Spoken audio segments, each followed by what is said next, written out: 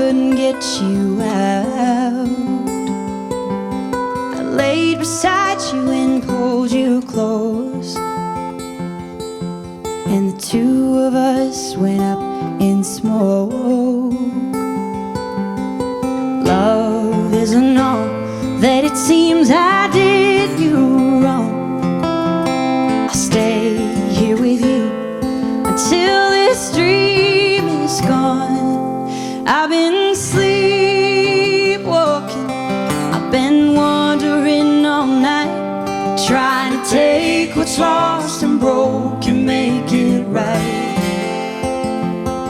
I've been sleepwalking, too close to the fire, but it's the only place that I can hold you tight. In this burning house, I see you at a party and you look the same. I could take you back, but people don't ever change. I wish that we could go back in time. I'd be the one you thought you'd find. Love isn't all that it seems. I did you wrong. I'll stay here with you until this dream is gone. I've been sleepwalking, I've been wandering all night, trying to take what's lost and broke and make it right. I've been sleepwalking, too close to the fire, but it's the only place that I can hold you tight. In this burning house, flames are getting bigger now. In this burning house, I can hold on to you somehow. In this burning house, oh, and I don't want to wake up. In this burning house, I've been sleepwalking, I've been wandering all night, trying to take what's lost and broke and make it right. I've been sleepwalking, too close to the fire, but it's the only place that I can hold you tight. In this burning house.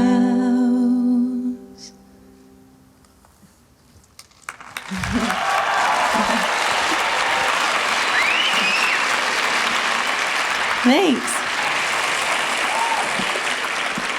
So my name's Cam. I'm a country musician, and I just wanted to play these songs. I'm so happy to be here.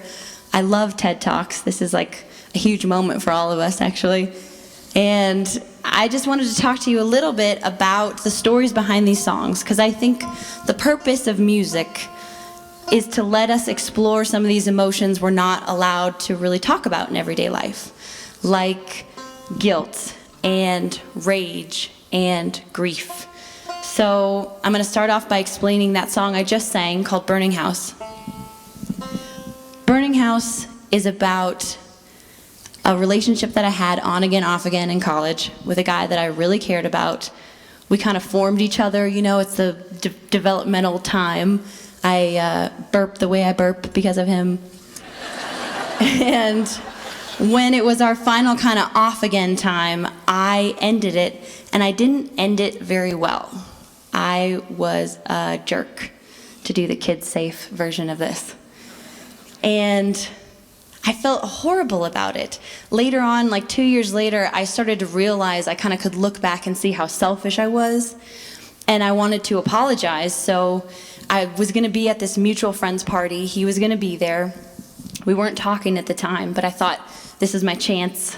I'm going to pull him aside and tell him I was wrong, and maybe he'll forgive me, I don't know. So I kind of planned my apology in my head, went over it a bunch of times, and as I went to bed, I had this dream about this farmhouse that was on fire, and I was kind of walking through this field towards it, and there's all these emergency crew around it, and as I get up to the house, they're saying, he's in there, but you can't go in there, the house is about to come down. And in real life, you do not go into a burning house.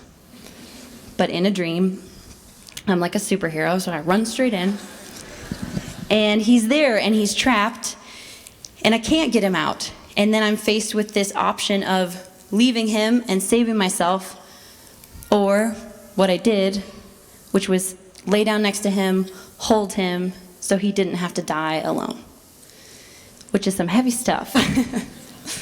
It's a lot of guilt, and a lot of times when I hear people's stories who connect with this song, they might not have the same story, but there's this element of there's something in your life that you cannot fix. That's why I love sharing that with people, and I love hearing your stories when you tell them back to me. So I want to do another song for you, if it's okay. And yeah, oh, thanks.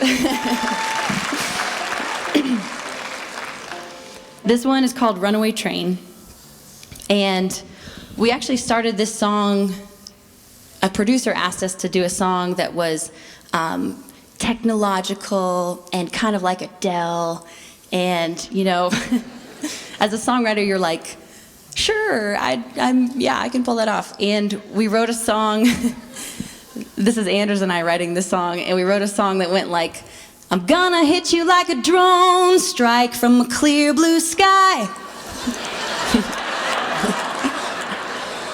And they're like, whoa, no, take it back like so many notches. So we picked up our egos off the ground and we rewrote, and we wrote this song called Runaway Train. And it kind of explores this rage you have when someone you care about does something wrong to you and you can't even see how they could do something so inconsiderate. And you start thinking about revenge, you start thinking about getting even, and as you're so focused on this, you get lost in it. And you become like this machine that can't be yourself again until you exact revenge. And obviously, that's not the answer. You've lost yourself in that process, right? And as we were sitting around talking about what could possibly motivate this, how much anger can we have? Anders, who's Danish and doesn't openly show anger.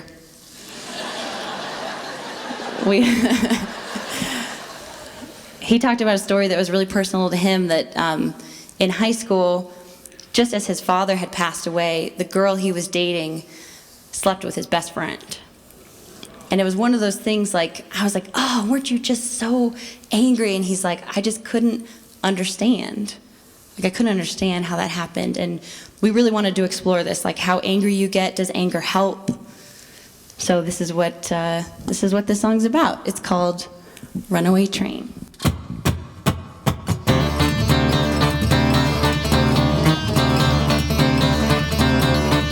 I always knew that you were hiding something from me. I always knew you're not what you pretend to be. I always knew that all your lies would come to light one day, but I never knew what it could do to me. Oh, my broken heart's become an engine, and my blood is pumping steam. I'm running wild with vengeance. I've lost control of this machine. There's no slowing down now. I'm a runaway train. My pistons are pounding, brakes are screaming your name. And when there's nothing but wreckage and flames, and your misery is all that remains, I'll feel human again. But I'm a runaway train.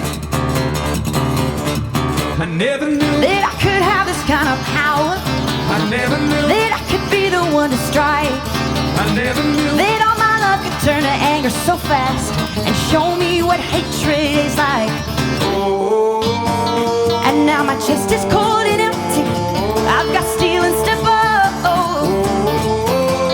The coals are burning inside me, so don't you dare think I won't. There's no slowing down now. I'm a runaway train. My pistons are pounding, brakes are screaming your name.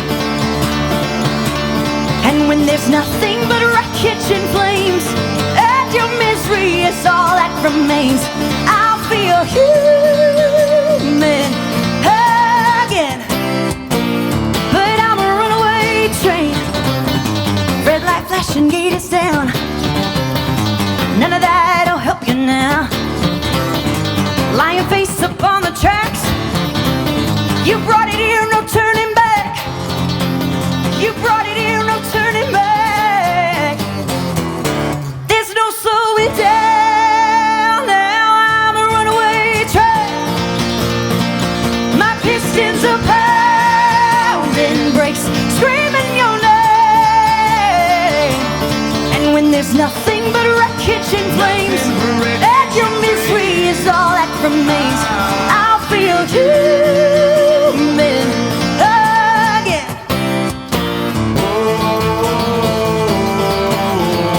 But I'm a runaway train.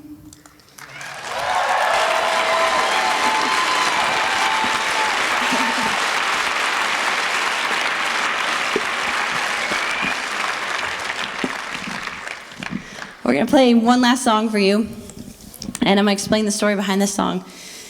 It's the saddest song, definitely, on this last album. It's very personal. I wrote it for a friend of mine who we grew up together, 4th grade on. We were the nerds together in the Gifted and Talented educational program.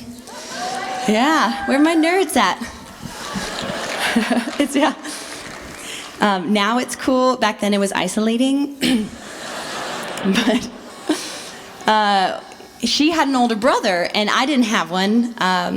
So when we got into high school, he was a senior, and we were freshmen, and he drove us, in the old school red Volvo station wagon with car phone. And he'd be blasting Rage Against the Machine, and I was in the back seat like, what is this amazing, I don't even know what this is. That's probably where Runaway Train came from. He was a great person, very giving, and we lost him early. He was too young when he passed away. And Claire, my friend, who's the younger sister, she was 8 months pregnant at the time, and it felt very obvious, as if the grief weren't enough, how much that her brother was going to miss out on. Like all those things moving forward. And we spent a lot of time talking about it, kind of angry that he maybe could have avoided this somehow, or, is there something we all could have done?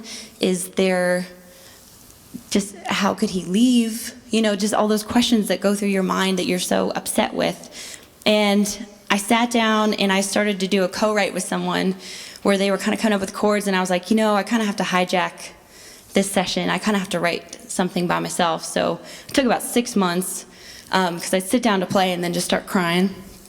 But I tried to think of what I'd want to say to my sister to let her know if something happened to me. I don't believe that anyone's really gone. I think that all the people that love you and that you have loved shape who you are, and they kind of build this little village in your heart. And then that's where they're going to be, just watching all the rest of your life with you. So I want to sing this for you guys. It's called Village.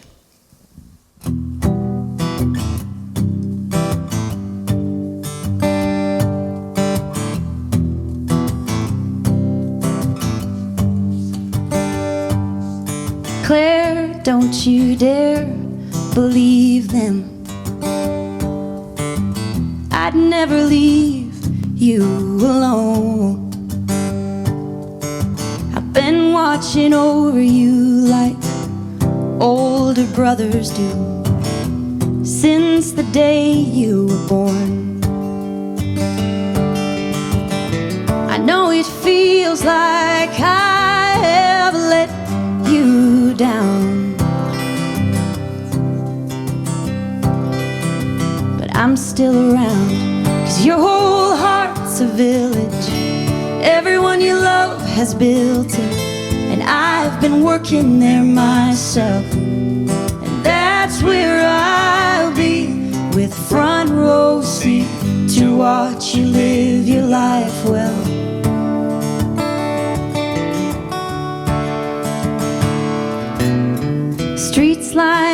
cottages and cabins. The skies are always blue. I spend my days with ghosts who all love you the most, but no one quite like I do. And there'll be days you need me by your side.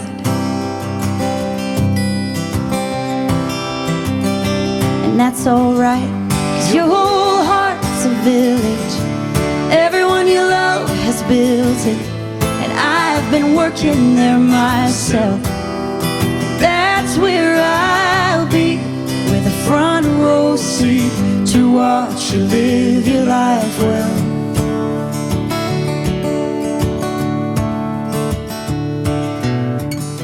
I know the world outside seems different, but one thing will never change.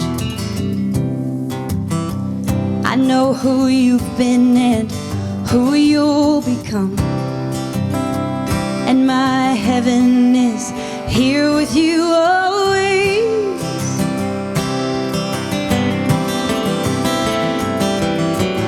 'Cause your whole heart's a village. Everyone you love has built it, and I've been working there myself. And that's where I'll be, with the front row seat to watch you live your life well. Your whole heart's a village. Everyone you love has built it, and I've been working there myself. And that's where I'll be, with a front row seat to watch you live your life well. And I know you'll live